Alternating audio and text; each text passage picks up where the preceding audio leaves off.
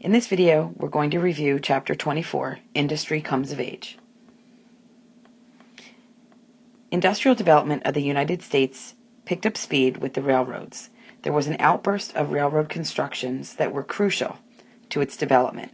In 1865, there were 35,000 miles of railways. By 1900, there were 192,000 miles, much of it west of the Mississippi.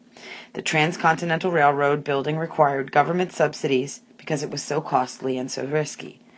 The construction of the railway systems promised greater national unity and economic growth. Arguments for military and postal needs impressed Congress to advance liberal loans to two favored cross-continent companies in 1862. They added enormous donations of acreage that paralleled the tracks. Washington granted railroads tons of acres, and western states contributed $49 million for the total area larger than the state of Texas. Land grants were given in broad belts along proposed railroad routes, and within these belts, railroads could choose alternate mile square sections in checkerboard fashion. Until the determination of the precise route for the tracks, the railroads withheld all land from other uses. President Cleveland ended the foot-dragging practice in 1887 and threw open to settlement still unclaimed public portions of land grant areas. Government benefits gave preferential rail rates for the postal service and military traffic, and granted land a cheap way to subsidize much-desired transportation systems, and it avoided new taxes for direct cash grants. Railroads could turn land into gold by using it as collateral for loans from private bankers or by selling it. The average price per acre was $3. Critics overlooked that land had relatively modest value until the railroads had ribboned it with steel. Frontier villages along the route flourished into cities. Those bypassed became ghost towns. Ambitious towns held out monetary incentives to builders who sometimes blackmailed them into contributing more generously. This is a map showing federal land grants to the railroads. The heavy red lines indicate areas within the railroads that might be given specific parcels of land. In 1862, Congress started a long-awaited line. The argument for action was urgency of the bolstering Union. By binding the Pacific Coast, especially gold-rich California, there was more security with the rest of the Republic. So the Union Pacific Railroad, note the word Union, was thrust westward from Omaha. For each mile of track constructed, the company was granted 20 square miles of land, alternating in 640-acre sections on either side of the track. And for each mile, builders were given generous federal loans from $16,000 on flat land to $48,000 for mountainous country. The laying of rails began in earnest following the Civil War. Credit Mobular was a construction company that reaped fabulous profits. They pocketed $73 million for $50 million worth of breakneck construction. They bribed congressmen to look the other way. The construction work was sweaty construction gangs who were mostly Irish, and they worked at a frantic pace. When the Indians, whose land was seized, would attack, workers would use their rifles. Scores of people died as a result, and at the end of the tracks, workers tried to find relaxation in tented towns. The Central Pacific Railroad pushed east from the boomtown of Sacramento through towering snow-clogged Sierra Nevada mountains. Four far-seeing men, called the Big Four, were the chief financial backers of the enterprise. The enterprising ex-governor Leland Stanford of California used his political connections. Collis P. Huntington was an adept lobbyist, and the Big Four operated two construction companies, pocketed tens of millions in profits, and kept their hands clean from bribes.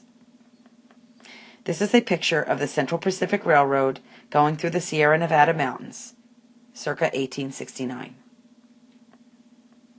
They granted the same princely subsidies as the Union Pacific, and they had the same incentive to haste. They used 10,000 Chinese laborers who sweated from dawn to dusk and proved to be a cheap, efficient, and expendable labor force. Over the Sierra Nevada, they gained only a few inches each day, tunneling through solid rock. While those sledgehammering westward crossed the open plains, the wetting of the rails was consummated near Ogden, Utah, in 1869 with a colorful ceremony. The Union Pacific built 1,086 miles. The Central Pacific built 689. The results of the railroad construction was one of America's most impressive peacetime undertakings. It welded the West Coast more firmly to the Union and facilitated flourishing trade with Asia. It penetrated arid barriers of desert, paving the way for phenomenal growth of the Great West. 4 other transcontinental lines were completed, but none secured monetary loans from the government. All, except for the Great Northern, received generous grants of land. The Northern Pacific from Lake Superior to Puget Sound finished in 1883. Atchison, Topeka, and Santa Fe from the Southwest deserts to California was finished in 1884, and the Southern Pacific from New Orleans to San Francisco was consolidated also in 1884. The Great Northern from Duluth to Seattle was finished in 1893. The creation of far-visioned Canadian-American James Hill was probably the greatest railroad builder. His enterprise was so soundly organized it rode through later financial storms with flying colors. The pioneer builders were often over-optimistic. They sometimes laid rails from nowhere to nothing. There were endless bankruptcies of railroad companies, mergers, and reorganizations. The Western lines facilitated by welding and expanding older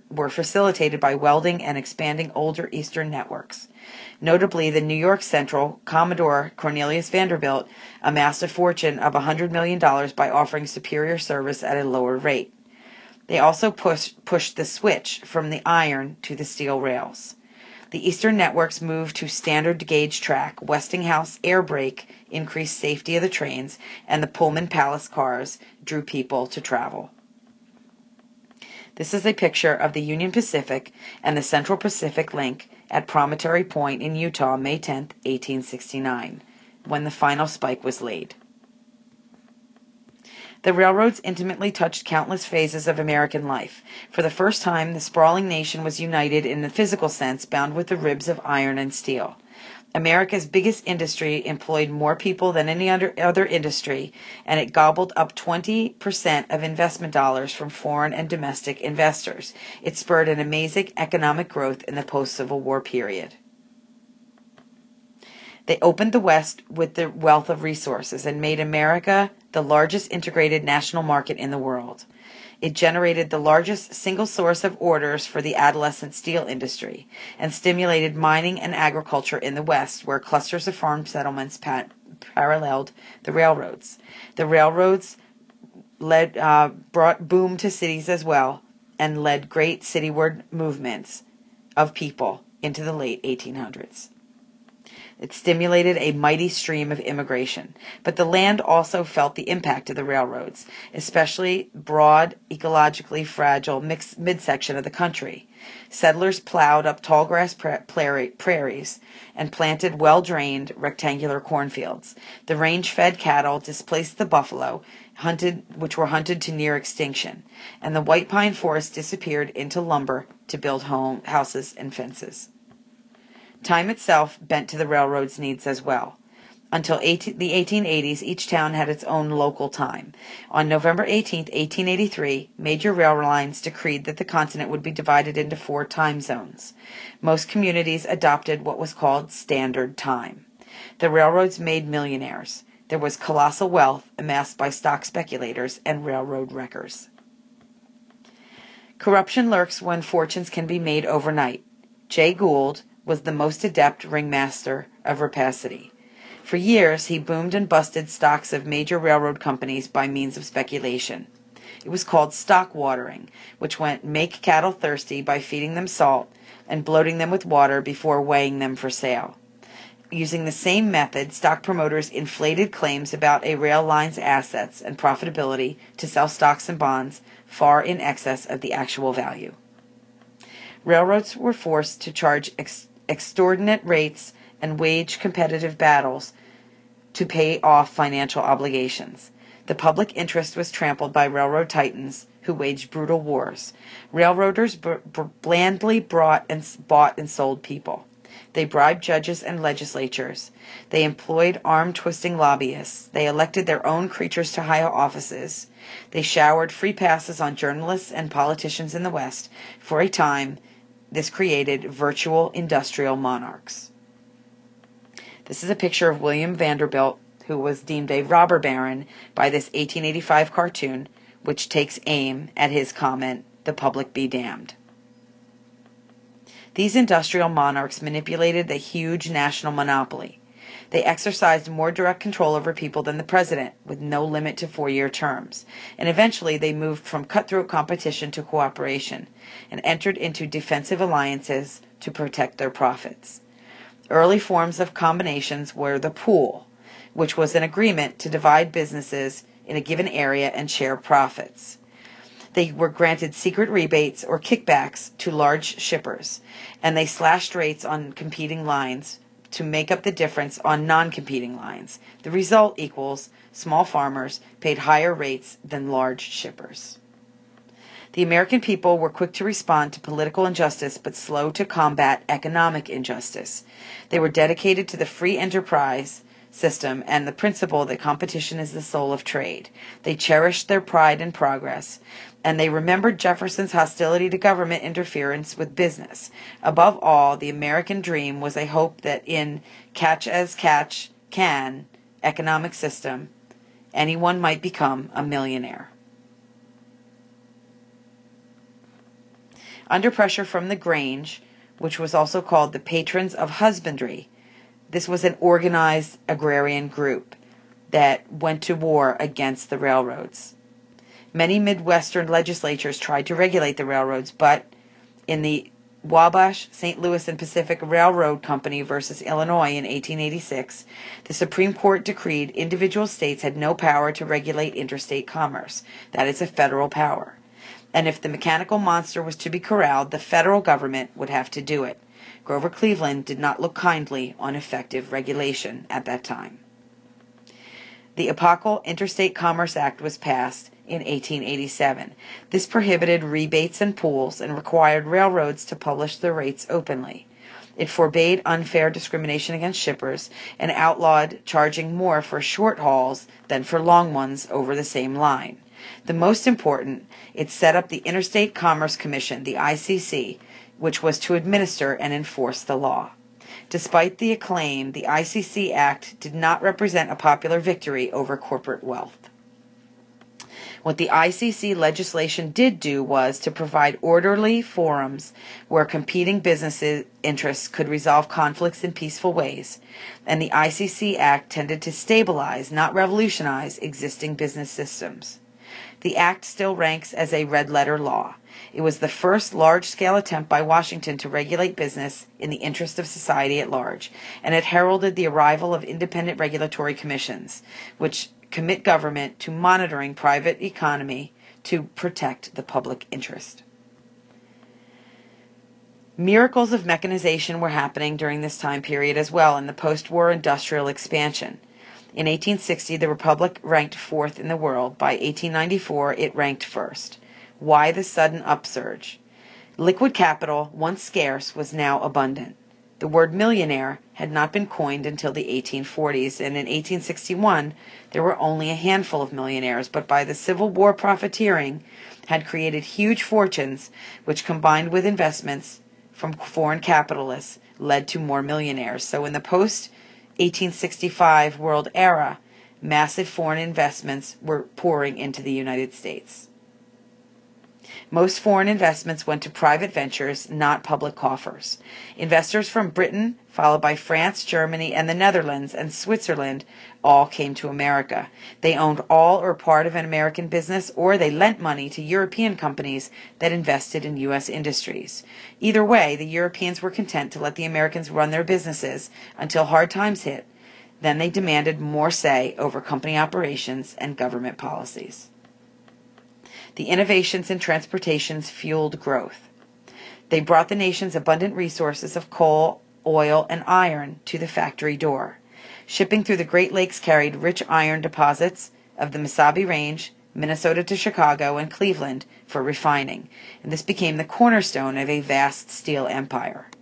Copper, bauxite, and zinc made similar journeys from the mine to manufacture. The sheer size of the American market encouraged innovators to invent mass production methods.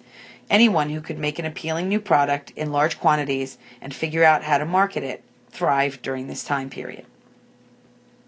Industrialists continued to refine the pre-Civil War American system and used specialized machinery to make interchangeable parts. This culminated in Henry Ford's fully moving assembly line for the Model T, which we'll talk about in Chapter 30. The captains of industry had a major incentive to invent machines. They replaced expensive skilled labor with cheap unskilled workers, and the unskilled workers were plentiful because of the massive immigration taking place. Brilliant ideas gave rise to whole new businesses. Between 1860 and 1890, some 440,000 patents were issued. Business operations were facilitated by cash register, stock ticker, and typewriter. The refrigerator car, the electric dynamo, and the electric railway speeded urbanization. One of the most ingenious inventions was the telephone by Alexander Graham Bell in 1876. This created a gigantic communication network, and the social impact was huge when the lure of number please took women away from the stove to the switchboard. The most versatile inventor was Thomas Alva Edison, who lived from 1847 to 1931. Severe deafness enabled him to concentrate without distraction. He was a gifted tinkerer and tireless worker, not a pure scientist. Wondrous devices poured out of his invention factory in New Jersey: the phonograph, the mimeograph, the dictaphone, and the moving picture.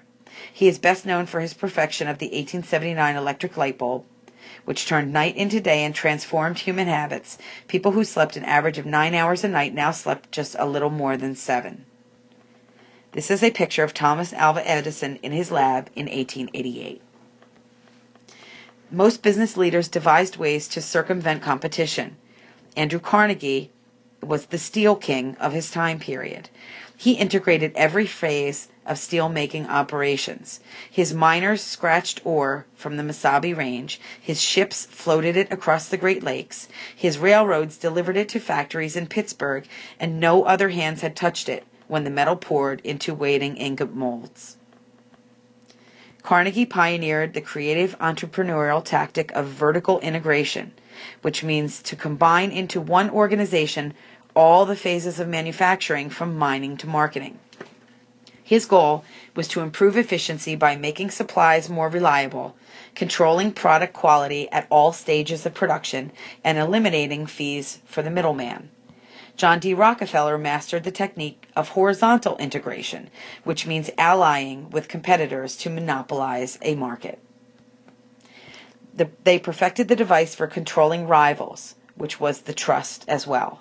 The stockholders in small oil companies assigned their stock to the board of directors of Standard Oil Company in 1870. Standard Oil then consolidated operations of previously competing enterprises.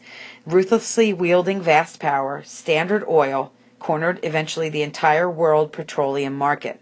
This inspired many imitators, and the word trust was used to describe any large-scale business combination. But Rockefeller was the creator. J. Pierpont Morgan was another trust titan during this time period. He devised other schemes to eliminate wasteful competition. The Depression of the 1890s drove many businessmen to bleed by cutthroat competition to Morgan. His remedy was to consolidate rival enterprises. He placed officers of his own banking syndicate on various boards of directors, which was known as interlocking directorates. This is a picture of the political cartoon called The Octopus in 1904. This cartoon visually captures the feeling of widespread resentment against Rockefeller's Standard Oil as a powerful, sprawling octopus whose tentacles controlled all branches of government. Steel is king, and the new steel civilization had Americans building skyscrapers from coal shuttles. Steelmaking, especially rails for railroads, typified the dominance of heavy industry. Capital goods were being produced as opposed to consumer goods. Steel was expensive in the 1860s and the 1870s. Vanderbilt was forced to import steel rails from Britain, but by 1900, the United States outdistanced all foreign competitors, making more than 1/3 of the world's steel. What wrought this transformation? A process called the Bessemer Process was integral. It was invented in the 1850s, a method of making cheap steel. First, William Kelly, a Kentucky manufacturer, developed an air blowing technique on red-hot iron. Gradually, the Bessemer-Kelly process was accepted. These two crazy men made the present steel civilization possible. Andrew Carnegie was the kingpin steel master. He was a gifted organizer and administrator. He succeeded by picking high-class associates, eliminated many middlemen, and his partnership involved about 40 Pittsburgh millionaires. By 1900, he produced a quarter of the nation's Bessemer steel.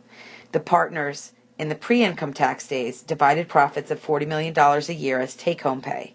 He was called the Napoleon of the smokestacks and received $25 million. J.P. Morgan was a financial giant. He financed the reorganization of railroads, insurance companies, and banks. And he claimed money power was not dangerous, except in dangerous hands, and he did not regard his own hands as dangerous. Circumstances brought Morgan and Carnegie into collision. By 1900, Carnegie was ready to sell his holdings. Morgan, meanwhile, plunged heavily into the manufacture of steel pipe tubing. Carnegie threatened to enter the same business if Morgan did not meet his price. Carnegie's agents haggled with Morgan for 8 hours until he agreed to buy Carnegie out for over $400 million. Carnegie, fearing he would die disgraced with so much wealth, dedicated his remaining years to giving away money. He created public libraries, pensions for professors, and other philanthropic purposes. He gave away about $350 million. Morgan moved rapidly to expand the new industrial empire. He took Carnegie's holdings, added others, watered stock liberally, and in 1901 launched the enlarged United States Steel Corporation. Capitalized at $1.4 billion, America's first billion-dollar corporation had been created, the larger sum than total wealth of the nation in 1800, and the Industrial Revolution had come into its own. This is a picture of J.P. Morgan.